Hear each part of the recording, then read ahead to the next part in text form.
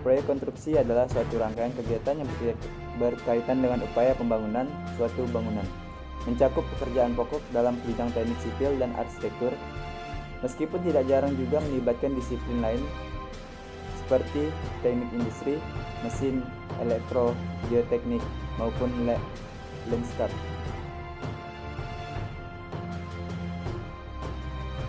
Sebelum memulai penjelasan tentang administrasi dan proses pelaksanaan tender, izinkan kami memperkenalkan anggota kelompok kami terlebih dahulu. Nama saya Antonius Giovanni Suwarno. Baiklah, perkenalkan, nama saya Teddy Kurniadi. Nama saya Suryo Stopo. Nama saya Reza Wahyu Ramadan. Saya akan menjelaskan tentang administrasi dan pelaksanaan tender proyek pemerintah. Proyek konstruksi terbagi menjadi 3 tahap, yaitu tahap pelaksanaan atau perencanaan, tahap pelaksanaan atau eksekusi lapangan, dan tahap pasca pelaksanaan atau perawatan. Salah satu bagian dalam tahap pra-pelaksanaan adalah tender. Tender proyek konstruksi adalah sebuah kegiatan penawaran pada perusahaan atau badan usaha lain yang berkompetisi untuk mengerjakan suatu proyek konstruksi sehingga nanti didapat satu badan usaha yang dianggap paling mampu untuk mengerjakan proyek tersebut. Kali ini saya akan melanjutkan pembahasan dari teman saya Reza Wahyu Ramadan. Di sini yang harus disiapkan jika ingin mengikuti suatu tender proyek konstruksi adalah dokumen. Dokumen yang dibutuhkan penawaran administrasi ada 4. Yang pertama ada formulir kualifikasi. Di sini menyatakan ada berupa, yang pertama ada surat pernyataan jimat, kemudian surat pernyataan fakta integritas.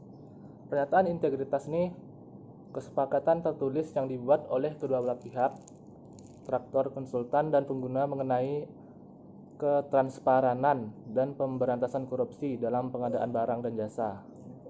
Kemudian ada formulir isian penilaian diskualifikasi. Ini nih formulir kualifikasi ini berisikan pernyataan, data administrasi, izin usaha, landasan hukum, pendirian usaha, data pengurus, itu ya. Kemudian ada surat pengantar penawaran. Ada juga surat pernyataan kebenaran dokumen, ada surat pernyataan seorang PNS, karena di sini PNS memiliki hak untuk ikut lelang. Habis itu ada surat pernyataan tidak masuk dalam daftar coreng.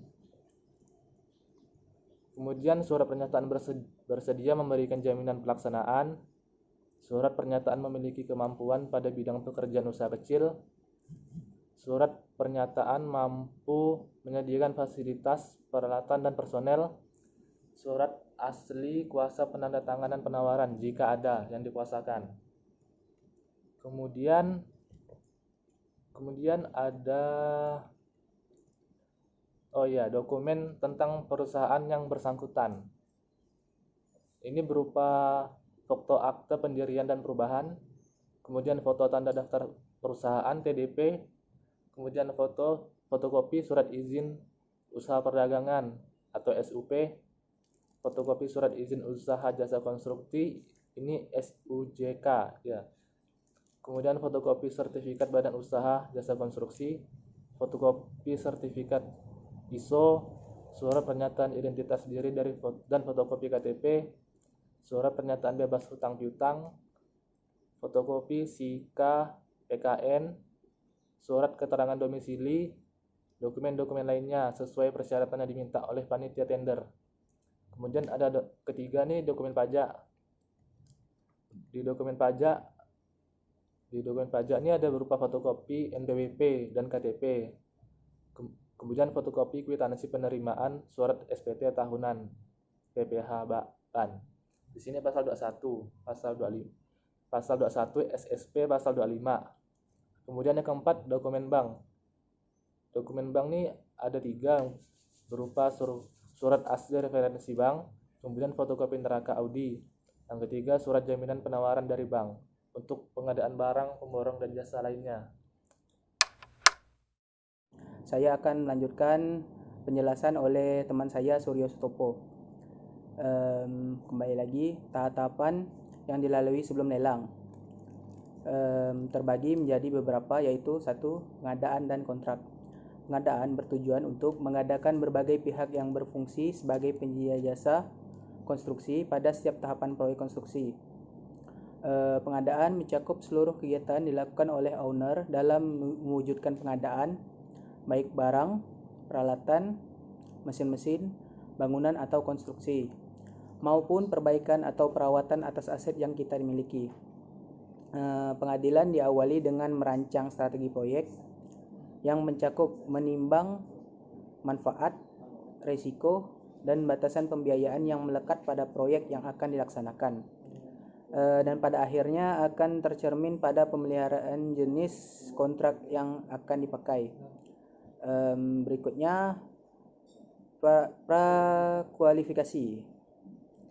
Prakualifikasi terbagi menjadi 2. Prakualifikasi 1 dan prakualifikasi 2. Lalu prosedur prakualifikasi. Sebelum itu kita jelaskan dulu prakualifikasi. Prakualifikasi ialah proses penilaian kualitas penyedia jasa konstruksi sebelum memasuki proses lelang, seleksi, dan lain-lain. Kualitas penyedia jasa konstruksi adalah kesesuaian penyedia jasa konstruksi dengan kebutuhan pengguna jasa konstruksi.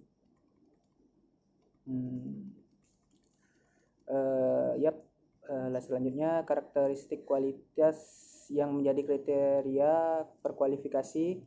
Beberapa saya sebutkan ialah legalitas perusahaan, kompetensi dan pengalaman perusahaan pada lingkup jasa yang ditawarkan, keuangan perusahaan berkaitan dengan risiko seperti jaminan dan asuransi.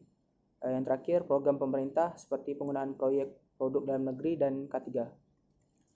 Selanjutnya, dokumen prakualifikasi. Dokumen prakualifikasi ialah dokumen yang diminta oleh pengguna jasa konstruksi yang berisi berupa informasi mengenai kualitas penyedia jasa konstruksi untuk menentukan kualifikasi penyedia jasa konstruksi.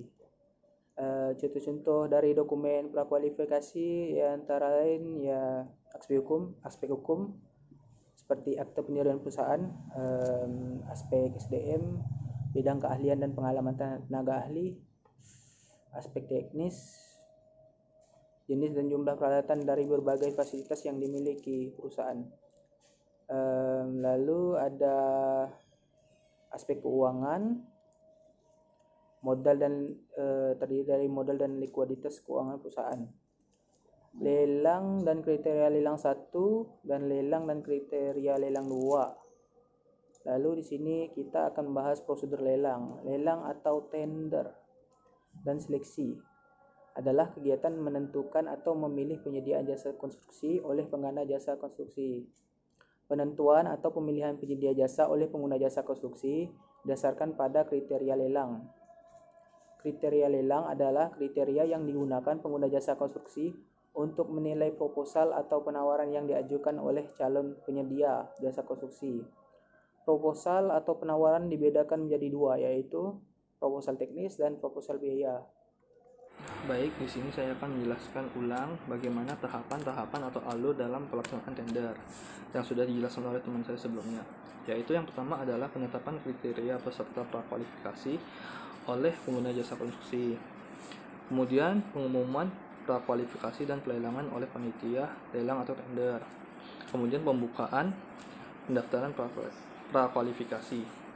Bagi pihak-pihak yang ingin mengikuti prakualifikasi dapat mendaftarkan diri secara online di website yang telah disediakan oleh panitia lelang atau tender.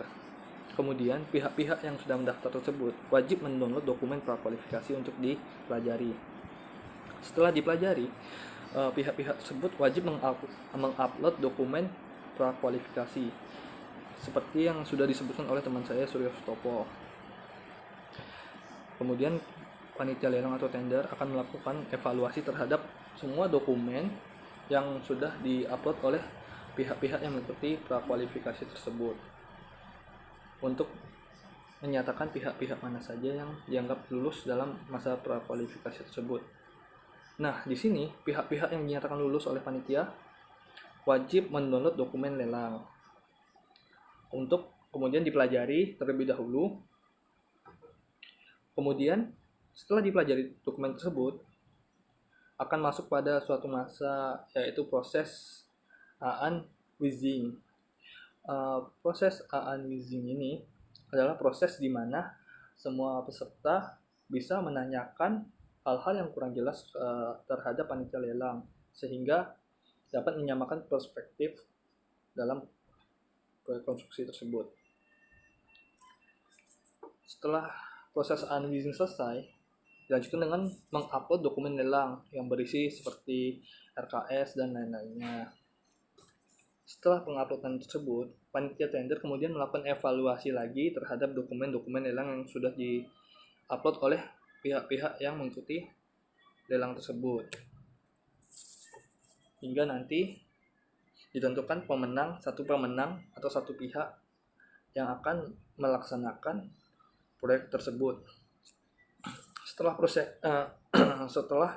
penentuan pemenang akan diberikan satu masa, yaitu masa sanggah. Di sini pihak-pihak yang merasa kurang puas dengan keputusan panitia tersebut dapat melakukan sanggahan atau mempertanyakan kenapa pihak ini yang menang, sehingga dapat dilakukan evaluasi ulang. Jika semua pihak sudah merasa tidak keberatan, maka proses selanjutnya adalah penyerahan surat kontrak atau surat kerja. Kemudian dilanjutkan dengan tanda tangan kontrak oleh pihak pemenang tersebut. Sekian penjelasan dari saya. Terima kasih.